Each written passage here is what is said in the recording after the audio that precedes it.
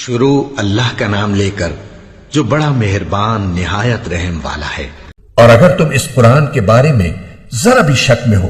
جو ہم نے اپنے بندے محمد صلی اللہ علیہ وآلہ وسلم پر اتارا ہے تو اس جیسی کوئی ایک صورت ہی بنا لاؤ، اور اگر سچے ہو تو اللہ کے سوا اپنے تمام مددگاروں کو بلا لو۔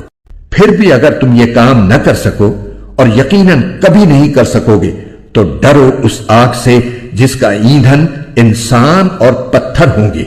وہ کافروں کے لیے تیار کی گئی ہے۔ اور جو لوگ ایمان لائے ہیں اور انہوں نے نیک عمل کیے ہیں ان کو خوشخبری دے دو کہ ان کے لیے ایسے باغات تیار ہیں جن کے نیچے نہریں بہتی ہوں گی۔ جب کبھی ان کو ان باغات میں سے کوئی پھل رزق کے طور پر دیا جائے گا تو وہ کہیں گے یہ تو وہی ہے جو ہمیں پہلے بھی دیا گیا تھا، اور انہیں وہ رزق ایسا ہی دیا جائے گا جو دیکھنے میں ملتا جلتا ہوگا، اور ان کے لیے وہاں پاکیزہ بیویاں ہوں گی، اور وہ ان باغات میں ہمیشہ ہمیشہ رہیں گے۔ بے شک اللہ اس بات سے نہیں شرماتا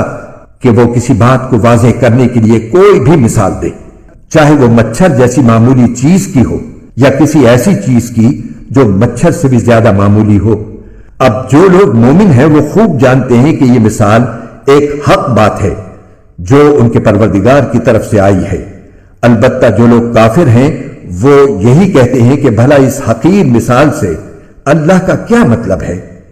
اس طرح اللہ اس مثال سے بہت سے لوگوں کو گمراہی میں مبتلا کرتا ہے اور بہت سوں کو ہدایت دیتا ہے، مگر وہ گمراہ انہی کو کرتا ہے جو نافرمان ہے۔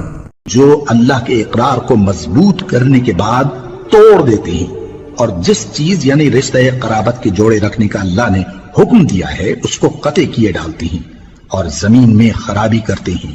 یہی لوگ نقصان اٹھانے والے ہیں۔ کافروں، تم اللہ سے کیوں کر منکر ہو سکتے ہو جس حال میں کہ تم بے جان تھے تو اس نے تم کو جان بخشی،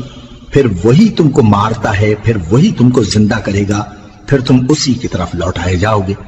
وہی تو ہے جس نے سب چیزیں جو زمین میں ہیں تمہارے لیے پیدا کی، پھر آسمانوں کی طرف متوجہ ہوا تو ان کو ٹھیک ٹھیک 7 آسمان بنا دیا،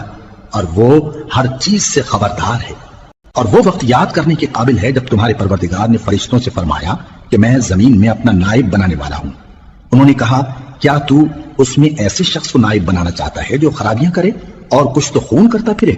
اور ہم تیری تعریف کے ساتھ تسبیح و تقدیس کرتے رہتے ہیں۔ فرمایا میں وہ باتیں جانتا ہوں جو تم نہیں جانتے۔ اور اس نے آدم کو سب چیزوں کے نام سکھائے، پھر ان کو فرشتوں کے سامنے کیا اور فرمایا کہ اگر سچے ہو تو مجھے ان کے نام بتاؤ۔